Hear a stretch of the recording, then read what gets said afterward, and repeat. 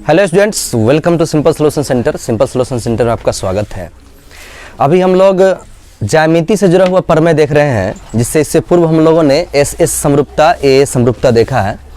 ए समरूपता से ही जुड़ा हुआ एक समरूपता होता है, जिसको ए ट्रिपल ए की समरूपता से जुड़ा हुआ एक समरूपता होता है, जिसे हम बोलते हैं ए समरूपता। इसलिए इसका नाम है उपप्रमेय। उपप्रमेय उसे कहते हैं जो प्रमेय की सहायता से सिद्ध किया जाता है ना। यानी कोई प्रमेय है, उसी की सहायता से दूसरे कोई छोटा सा प्रमेय को सिद्ध कर दे, उसे हम क्या कहते हैं? उपप्रमेय। इसलिए यहाँ पर हम लिखे हैं उपप्रमेय, है ना। अब उपप्रमेय क्यों इसका नाम पड़ा, ये भी बात समझ लीजिए। जैसे गांव समाज में मुखिया होते हैं और एक उप मुखिया होते हैं ना। तो मुखिया और उप मुखिया का रोल क्या है? तो उप मुखिया दोनों होते हैं, लेकिन जब मुखिया रहते हैं तो उप मुखिया कोई काम नहीं होता है, लेकिन जब मुखिया नहीं होते हैं तो उप मुखिया से भी काम हो जाता है। कहने का मतलब किसी भी क्वेश्चन को बनाने के लिए ट्रिपल ए जब न रहे, यानी ट्रिपल ए न रहे, तीनों ए बराबर न रहे, तो हम 2a की सहायता से भी उसको समरूप कर सकते हैं। लेकिन पहले तो साबित करना पड़ेगा कि 2a करने से भी वह समरूप होता है। यानी कि किसी दो त्रिभुज के दो संगत कोण दूसरे त्रिभुज के दो संगत कोण के बराबर हो तो वो त्रिभुज भी समरूप होते हैं, ऐसा इसका कहना है। इसे हम लोग साबित करने का प्रयास करते हैं। देखिए, इसके लिए दो त्रिभुज की बात है, तो पहले दो त्रिभुज बना लीजिए। मान लीजिए कि ए बी सी और डी ई एफ कोई दो त्रिभुज है जिसमें आपको दिया हुआ है, ये लिख लेते हैं पहले हम कि माना कि ए बी सी तथा डी ई एफ कोई दो त्रिभुज है। कैसा है, समरूप है, हमको तभी मालूम नहीं है। कोई दो त्रिभुज है। इसमें गिवन क्या है, दिया हुआ क्या है? तो दो संगत कोण बराबर है ना। यानी हम मान लेते हैं कि एक ए बराबर है किसके? डी के। संगत लेना है तो दो बराबर दिया हुआ है, कोण ए बराबर डी, और एक ले लेते हैं कोण बी बराबर कोण ए। मैंने इसको लिया है, आपको मन होगा सी और एफ लेने का, तो सी और एफ ले सकते हैं, कोई दिक्कत नहीं है। यानी कि यहाँ पर लिख लेते हैं कोण बी बराबर कोण ए। ये गिवन है। और सिद्ध क्या करना है? जो सिद्ध करना है उसको अंग्रेजी में लिखते हैं टू प्रूव, है ना। तो टू प्रूव में है कि दोनों त्रिभुज समरूप है। त्रिभुज ए बी सी समरूप त्रिभुज डी ई एफ।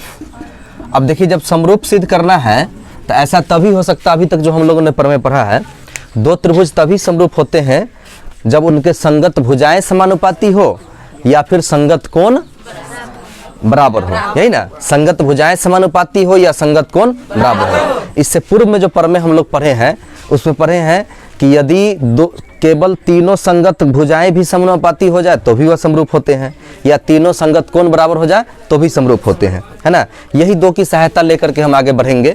चलिए आते हैं प्रूफ देखते हैं। प्रूफ में आप देख लीजिए कि यहाँ पर दो त्रिभुज है, त्रिभुज ए बी सी और त्रिभुज डी ई एफ। तो हम लिखते हैं त्रिभुज ए बी सी में, या इन ट्रायंगल ए बी सी। त्रिभुज ए बी सी में angle A plus angle B plus angle C कितना हो जाएगा? 180 डिग्री। ये हमारा इक्वेशन फर्स्ट हो गया। फिर अगेन त्रिभुज डी ई एफ में, तो डी ई एफ में आएंगे तो फिर तीनों कोणों का जोड़ कितना? कोण डी जोड़ कोण ई जोड़ कोण एफ बराबर कितना? 180 डिग्री। इसके बाद अब देखिए, डी हमारा किसके बराबर है? तो यहाँ ये लिख सकते हैं, प्लस ई किसके बराबर है? तो यहाँ बी लिख सकते हैं। और एफ का तक कोई संबंध है नहीं, तो एफ को एफ रहने दीजिए, बराबर 180 डिग्री। ये कहाँ से लिखे उसके बारे में भी हम लिख देंगे, है ना, कि चूंकि कोण डी बराबर कितना है? कोण डी बराबर कौन है? ए, और कोण ई बराबर है कोण बी। ये कहाँ से है? तो ये गिवन है। गिवन से तो उसी की सहायता से हम लोग क्या कर लिए, ये लिख लिए कि ए बराबर डी था, चाहे डी बराबर ए था, तो डी के जगह पर ए, ई के जगह पर बी। अब समीकरण फर्स्ट और सेकेंड को देखिए। समीकरण फर्स्ट तथा सेकेंड को देखिए। फर्स्ट और सेकेंड को देखने पर कुछ समानता नजर आ रहा है। क्या समानता है? RHS बराबर है। RHS 180 180 है, तो RHS बराबर है तो क्या होगा? LHS भी बराबर होगा। समीकरण फर्स्ट तथा सेकेंड से। इस बात को इससे पहले भी मैंने समझाया था। ऐसा होता क्यों है कि जैसे मान लीजिए, जो लोग नहीं समझते हैं, राम की लंबाई श्याम की लंबाई के बराबर है ना। मोहन की लंबाई भी श्याम की लंबाई के बराबर है ना। राम की लंबाई श्याम की लंबाई के बराबर, मोहन की लंबाई श्याम की लंबाई के बराबर। तो राम और मोहन में क्या संबंध होगा? ये दोनों भी बराबर होगा, क्योंकि राम भी श्यामे के बराबर है और मोहन भी श्यामे के बराबर है। इसका मतलब राम मोहन भी बराबर है। ऐसे इस भाषा में, गणित की भाषा में कहिएगा तो इसका RHS दोनों श्याम श्याम है, तो RHS बराबर तो LHS बराबर। यही बात यहाँ हम लिखते हैं। यानी कि हम लिख सकते हैं ये RHS है तो LHS में क्या है? Angle A plus angle B plus angle C equal to angle A plus angle B plus angle F, है ना। अब देख लीजिए दोनों तरफ A बराबर है तो कट जाएगा, B कट जाएगा तो क्या बच गया? C बराबर F। तो आप देख सकते हैं कि जो दो त्रिभुज आपको मालूम था, उन दोनों त्रिभुज में पहले से ही दो कोण तो बराबर था ही, अब तीसरा भी बराबर हो गया ना। जब तीसरा कोण भी बराबर हो गया मतलब ए समरूपता से ये समरूप हो जाएगा।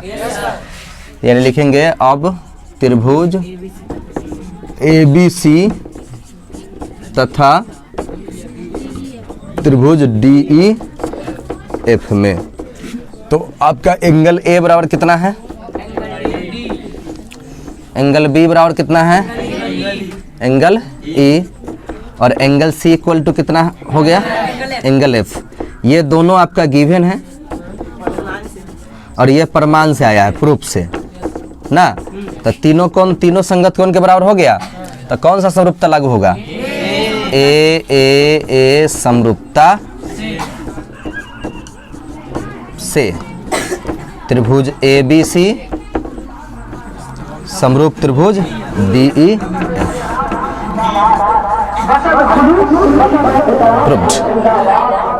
अब इसके बाद आप किसी भी क्वेश्चन में दो ए केवल बराबर हो, यानी दो एंगल बराबर हो, कोई दो संगत कोण बराबर हो, तो उस त्रिभुज को वहीं पर हम समरूप कह सकते हैं। अगर आपको यह वीडियो अच्छा लगा तो अपने दोस्तों में शेयर करें, कमेंट करें। जय हिंद।